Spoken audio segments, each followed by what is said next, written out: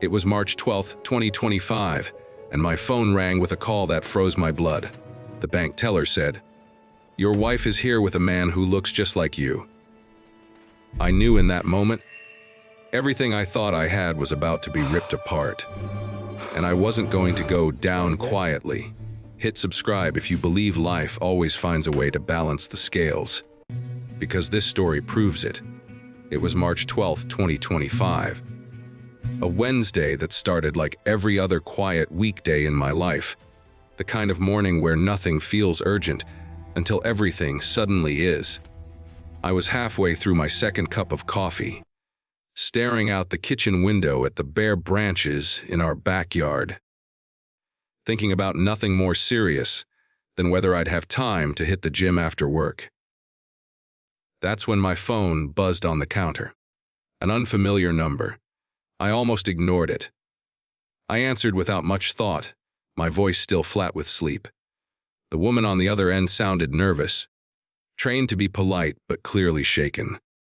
She introduced herself as a teller from our local bank branch, the same one my wife and I had used for nearly 20 years. I remember thinking it was probably a fraud alert or some paperwork issue. Then she said the sentence that split my life clean in two. "Sir, your wife is here at the branch right now," she said, lowering her voice. "And she's with a man who looks exactly like you." For a second, I laughed. Not because it was funny, but because my brain refused to process it. I told her she must be mistaken. I was standing in my own kitchen. I hadn't been to the bank in months. The teller hesitated, then explained that the couple had tried to access a joint account using my wife's ID and what appeared to be my face, my height, my build. The man even signed my name. My hand started to shake. I asked her to describe him. Brown hair, same cut I'd worn for years. Same scar above the eyebrow from a childhood accident. Same voice, she said when he spoke. My wife. With a man who looked just like me. I felt something cold slide down my spine, a deep instinctive fear mixed with humiliation and rage. The teller said they'd stalled the transaction and wanted to verify before proceeding. She asked if I was safe. That question stuck with me more than anything else. I hung up and stood there, staring at my reflection in the dark glass of the microwave door. 8 years old. Slight lines around my eyes. The same face I'd seen every morning for decades. The idea that someone else could wear it, walk around in it, stand next to my wife while pretending to be me, it made my stomach churn. My wife, Laura, had left early that morning, saying she needed to stop by the bank to handle something boring. I hadn't questioned it. Why would I? We'd been married 22 years, 2 kids grown and out of the house, a mortgage nearly paid off, a life that looked solid from the outside. Boring even. Safe. Too safe, maybe. I grabbed my keys and headed for the door, my mind racing through possibilities that made less and less sense. A prank. Identity theft. Some elaborate mistake. But none of those explained why my wife was calmly standing next to a man impersonating her husband. As I drove, memories started creeping in, the kind you ignore until hindsight sharpens them into warnings. Late nights when she said she was out with friends. A new passcode on her phone. The way she'd been distant lately, distracted, almost rehearsed in her affection. I'd chalked it up to midlife stress, empty nest syndrome, anything but betrayal. Traffic felt impossibly slow. Every red light was torture. By the time I pulled into the bank's parking lot, my hands were slick with sweat. I didn't rush inside right away. I sat there, engine running, staring at the glass doors. I was afraid of what I'd see when I walked through them. Afraid that once I knew the truth, there'd be no going back. I thought about my dad then. I don't know why, but I did. He'd passed 10 years earlier, but his voice still lived in my head, steady and firm. He'd been the kind of man who believed problems didn't disappear if you ignored them. When something doesn't make sense, he used to say, That's when you slow down and pay attention. Panic makes you sloppy. I shut off the engine and took a breath. Whatever was happening inside that bank, I wasn't going to lose control. Not yet. The teller from the phone call spotted me as soon as I walked in. Her face drained of color, like she'd just seen a ghost. I didn't need to ask where my wife was. I followed her gaze. Laura stood near the manager's desk, her back half turned toward me. Her hand rested lightly on the arm of a man beside her. A man wearing my jacket. My jacket. The brown leather one I'd thought I'd misplaced months ago. He turned slightly, and for a split second, I felt dizzy. It was like looking into a warped mirror. Not identical, not perfect, but close enough to make my skin crawl.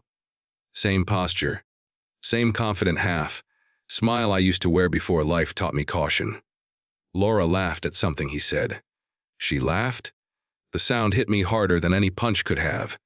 I stepped forward, my shoes echoing on the tile. She turned. Our eyes met. The color drained from her face, and in that instant, I knew. Whatever excuses she'd prepared, whatever story she'd planned to tell, it wasn't meant for this moment. It wasn't meant for me standing there, very real, very present. She opened her mouth, but no words came out. The man beside her stiffened. He looked at me, then at her, then back at me again, like he was recalculating a risk that had suddenly gone very wrong. I think, I said quietly, my voice steadier than I felt, we need to talk. The bank manager intervened, voices rising, questions flying, but everything blurred together. All I could see was my wife's hand slipping off the other man's arm, her eyes darting around the room, looking for an escape that didn't exist. I didn't yell. I didn't cause a scene. That almost seemed to disappoint her more than anger would have, because silence meant I was thinking, and thinking meant I wasn't done.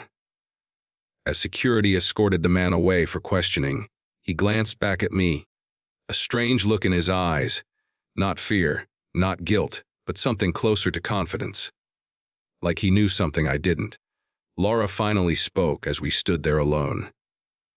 She said my name, softly, the way she used to when she wanted forgiveness before explaining anything. I didn't answer. In that moment, standing under the harsh fluorescent lights of the bank, I understood one thing with terrifying clarity. This wasn't just an affair. This wasn't just a mistake. This was a calculated betrayal, layered and deliberate. And if my dad had taught me anything, it was that when someone tries to steal your identity, your life, your place in the world, you don't beg for explanations. You prepare. Because whatever came next, I wasn't going to be the man caught off guard ever again. The bank manager asked us to step into a private office, but Laura barely heard him. Her eyes stayed locked on me, wide and glassy, like she was staring at a stranger instead of the man she'd shared a bed with for over 2 decades. I followed without protest, my mind already shifting from shock to something colder and more focused. The kind of calm that comes right before a storm breaks. Inside the office, the door closed softly behind us. The muffled noise of the lobby disappeared, leaving an oppressive silence. Laura sat down slowly, clutching her purse to her chest like it was a shield. I remained standing. I needed to feel grounded, needed to remind myself I was real, solid. Not the ghost she'd just been exposed for chasing. Say it, I told her. Whatever story you've rehearsed, I'm listening. Her lips trembled. She tried to speak, failed, then tried again. She said my name, then said she could explain. That sentence hit me like an insult. After everything I'd just seen, the audacity of it almost made me laugh. Before she could continue, the bank manager cleared his throat and explained that the man accompanying her had attempted to authorize a large transfer from our joint account. The signature was mine. The face matched mine. The only reason the transaction had been delayed was because the teller recognized a slight discrepancy from previous visits. A freckle missing, a pause in speech. Tiny details most people would never notice. I thanked the teller silently in my head, if not for her attention. I might have come home later to an empty account, and no idea how it happened. Laura finally looked down at her hands. She said the man's name was Ethan. She said she met him months ago at a conference in Chicago. She said it was a coincidence, that she hadn't sought him out because he looked like me. She said a lot of things very quickly, like if she stacked enough words together, they'd turn into truth. I watched her carefully. Every marriage teaches you how to read your partner's tells. The way her jaw tightened. The way she avoided direct eye contact when a lie brushed too close to the surface. I'd ignored those signs for years because it was easier to trust than to doubt. Now they were impossible to miss. And the jacket, I asked quietly. My jacket. She flinched. She said Ethan had borrowed it. She said it was harmless. She said it didn't mean anything. The door opened briefly as a security guard informed the manager that Ethan was being held in another office until the police arrived. That word, police, hung in the air like a threat. Laura's breathing quickened. Her composure cracked, just enough for me to glimpse fear underneath. I didn't mean for it to go this far, she whispered. That sentence told me everything I needed to know. Not that it was wrong, not that she was sorry, just that she hadn't planned on getting caught. The manager asked if I wanted to press charges. I said not yet. That surprised everyone in the room, including Laura. Especially Laura. She looked up at me with something like hope, mistaking restraint for mercy. As we left the office, I passed the door where Ethan was being held. The blinds were half closed, but I could see his outline. He was sitting casually, one ankle resting on the opposite knee, like a man waiting for a delayed flight instead of a criminal charge. He turned his head slightly as if he sensed me there. Our eyes met through the sliver of glass. He smiled, not smug exactly, not mocking. It was worse than that. It was familiar, like he knew me, like he understood the weight of what he'd done and wasn't afraid of it. Something deep inside me shifted. This wasn't just about Laura anymore. This man wasn't a random fling or a con artist who'd stumbled into an opportunity. He was deliberate, calculated. He'd studied me, learned my mannerisms, copied my signature. He'd stepped into my life like it was a costume. The drive home with Laura was silent. She sat in the passenger seat, hands folded in her lap, staring straight ahead. I didn't ask questions. I didn't accuse. The silence did more damage than words ever could. Halfway home, she started to cry. Real sobs this time. The kind that shake your chest and make it hard to breathe. She said she felt invisible. She said I'd changed. She said Ethan listened to her in ways I hadn't in years. I let her talk. Every word dug the knife a little deeper, but it also sharpened my resolve. When we pulled into the driveway, she reached for my arm. I stepped away. Inside the house, everything felt wrong. The photos on the walls, the couch where we'd watched movies together, the bedroom door at the end of the hall. I realized then that even if she told me the full truth, even if she begged, the life we'd built had already fractured. She asked what was going to happen next. I told her I didn't know yet. That was the truth. But I also knew this. I wasn't going to explode. I wasn't going to make a reckless decision driven by anger. My dad's voice echoed again in my head, calm and unwavering. When someone underestimates you, he used to say, that's your advantage. Don't waste it. That night, after she fell asleep on the couch, I sat alone in the dark kitchen. I pulled out my phone and looked at the call log from the bank. Then I scrolled through my contacts until I found my dad's old number. I knew it wouldn't connect, but just seeing it there steadied me. Laura thought this was a confession moment, a forgiveness moment. She thought tears and explanations might soften me. What she didn't understand was that the real confrontation was only beginning. And I was done being the man everyone thought they could replace. After that day at the bank, I couldn't sleep. I went through the motions of life. Work, bills, routines. But everything felt hollow, like I was walking through a version of my own life that someone else had rewritten behind my back.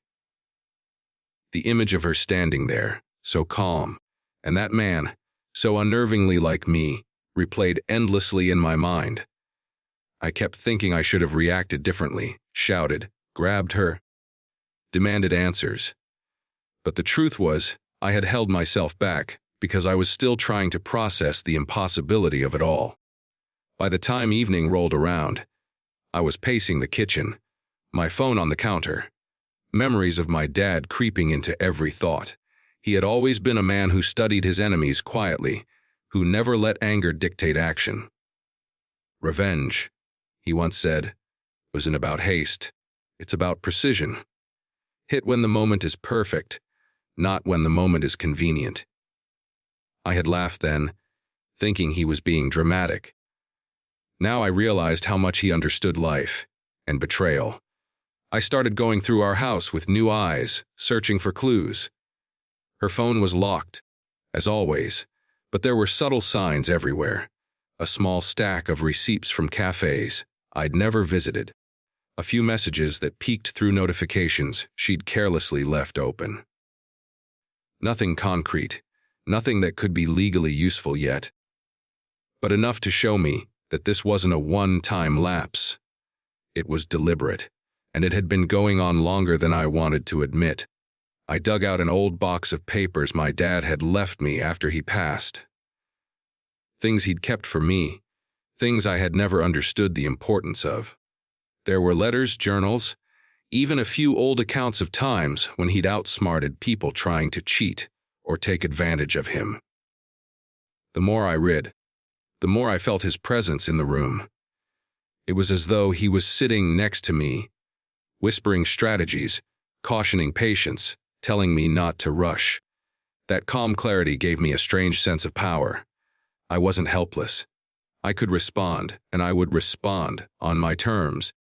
I started to piece together a plan. Step 1 was gathering information. Everything I could about this other man. Who was he?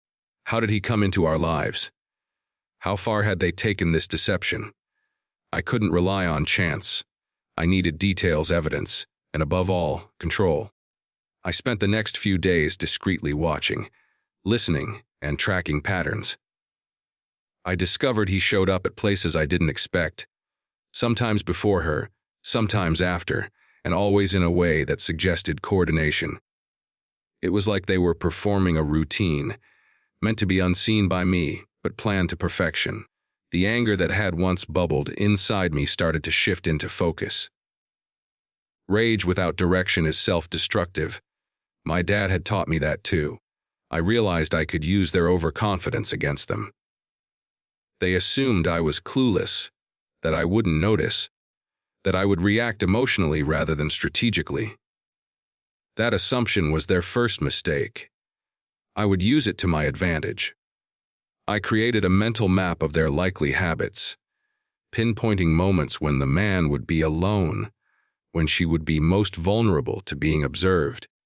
Every detail mattered: the coffee shop she liked, the path she took from the gym, even the way she kept her bag on her shoulder. I was becoming a detective in my own life, uncovering betrayals that had been hidden in plain sight. Every new piece of information made the plan clearer. Then I turned to my dad's old notes, studying his approaches. He had always emphasized psychology, the subtle manipulations, the timing, the use of patience as a weapon. I started envisioning scenarios. How to make them slip up. How to make them reveal themselves without realizing it. It wasn't just about catching them in the act. It was about reclaiming control, about demonstrating in a way that left no room for denial. I called my closest friend, someone I trusted completely, and shared fragments of the situation. I didn't give names or specifics, just enough to feel supported without risking exposure. Even he, who had known me for decades, was shocked by how calculated I sounded. It surprised me too. Somewhere in my grief and rage, I had found clarity, a cold focus that my emotional self hadn't had the luxury of before. The final step in my preparation was reaching out to my dad's old attorney, someone who had helped him with personal matters discreetly. I didn't tell him everything, only that I needed guidance on how to gather evidence without breaking laws and how to protect myself. Within days, I had a framework. Document every interaction, record patterns, and never confront them prematurely. The idea was to set a trap, one that would expose them completely, leaving no room for excuses or manipulation.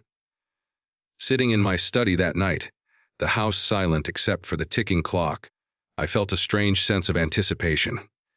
This wasn't just revenge. This was justice, the kind my dad had always believed in, measured, deliberate. Inevitable.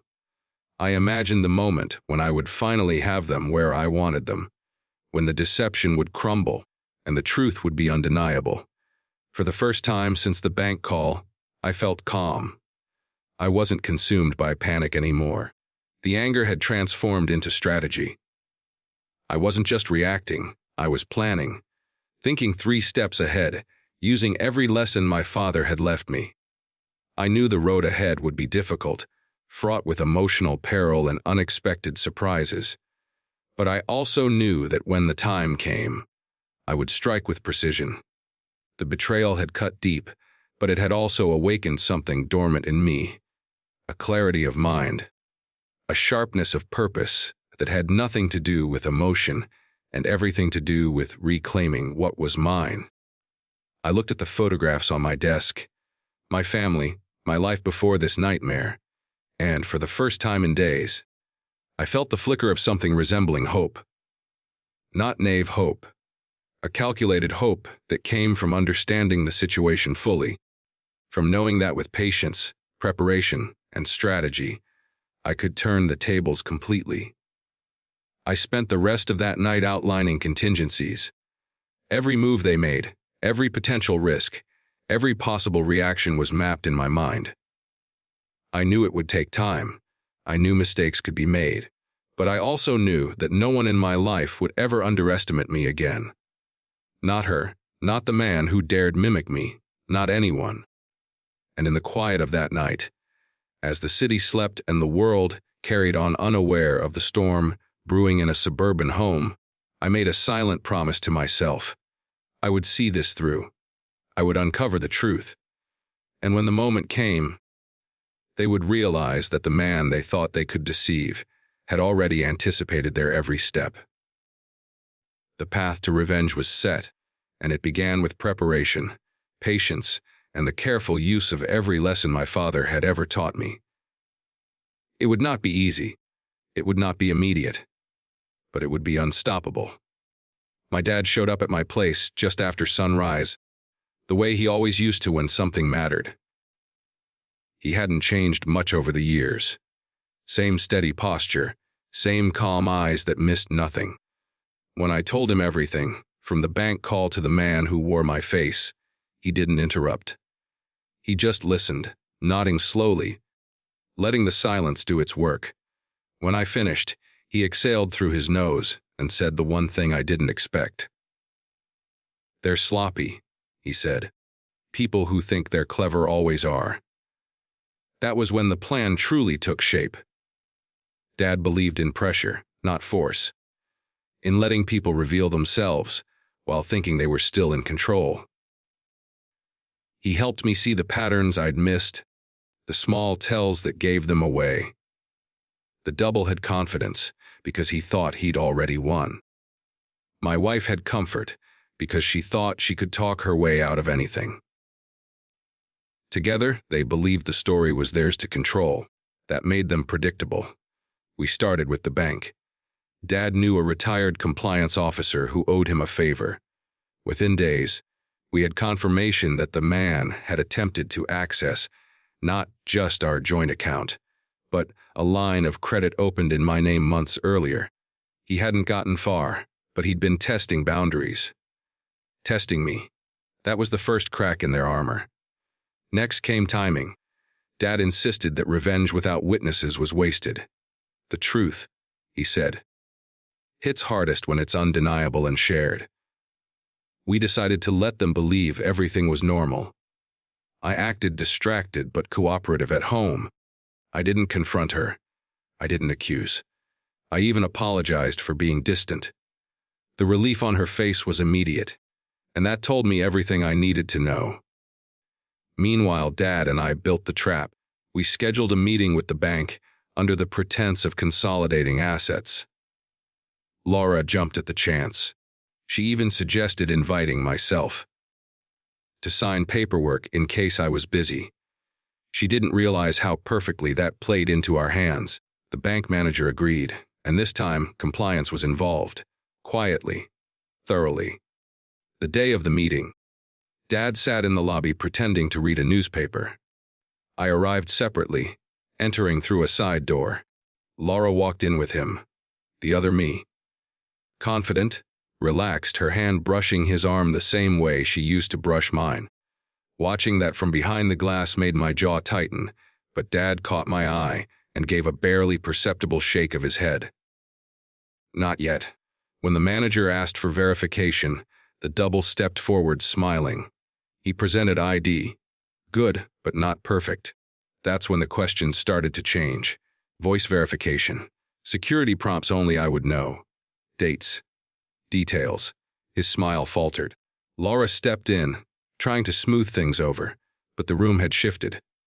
The air was heavier now. Then I walked in. The look on her face was something I'll never forget. Not shock. Fear. The kind that comes when a carefully built lie collapses all at once. The double turned pale. Dad folded his newspaper and stood, finally revealing himself. The manager explained calmly that fraud was suspected and authorities had been notified. The man tried to speak, to explain, but the words tangled in his mouth.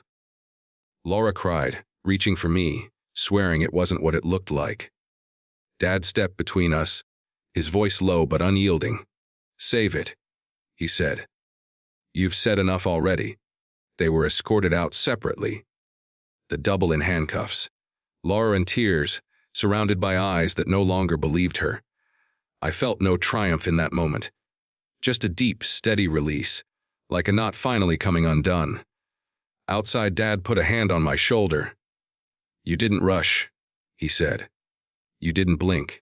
That's how you win." As I watched the doors close behind them, I realized something important. Revenge wasn't about hurting them the way they'd hurt me. It was about reclaiming my name, my face, my life. And with my dad beside me, steady as ever, I knew I had done exactly that. The days after the confrontation were quieter, but no less charged. The house felt empty, hollowed out by betrayal, yet it was alive with the tension of what had just happened, and what was still coming. I had spent hours poring over every detail, every interaction, every small clue about her secret life, and the man who had dared step into my identity. I knew the plan we had set in motion with Dad was working silently, like a trap springing into place without them realizing it. And yet, the anticipation made every second feel like a year. Dad arrived that morning, leaning on his cane, his eyes sharper than they had been in years. "Let's finish this," he said quietly, a wry smile tugging at the corner of his mouth. I nodded. He had always been the calm center in my stormy life, the one who taught me that revenge wasn't about emotion. It was about precision. Together, we went over the final details. Every movement, every lie, every deception that had been layered around this betrayal would be exposed. The execution began with small, subtle shifts. Emails were traced, appointments were accidentally leaked, and the man who had tried to live my life began showing cracks. He assumed we were still reeling, that we were weak. He had no idea that we had anticipated his every move. Dad and I watched quietly from a distance as patterns emerged. Little mistakes that only someone patient and observant could catch. The confrontation we had planned at the office was both deliberate and public. Dad had insisted that the exposure needed to leave no room for excuses, and I agreed.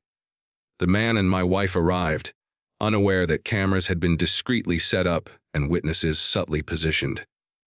Every word, every gesture, every lie would be recorded, and the truth would hit them like a thunderclap. When it happened, it was almost theatrical. The man smiled, thinking himself in control, thinking I was still emotionally raw, thinking that the evidence was weak. But Dad and I had timed everything perfectly. Documents appeared, messages revealed, a pattern of deceit laid bare. My wife's face went pale, her composure crumbling as witnesses. Employees who had been carefully briefed, friends who had been discreetly involved, saw the full scope of the betrayal. The look in the man's eyes was priceless. For a moment, he was no longer the confident, calculated impersonator. He was a man exposed, vulnerable, and utterly shocked.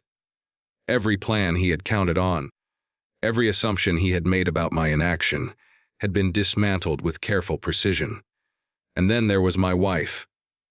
I had anticipated anger, maybe tears, maybe even pleading, but what I hadn't fully prepared for was the stunned silence, the flickering fear, and the undeniable realization that everything she had tried to conceal was now visible to the world.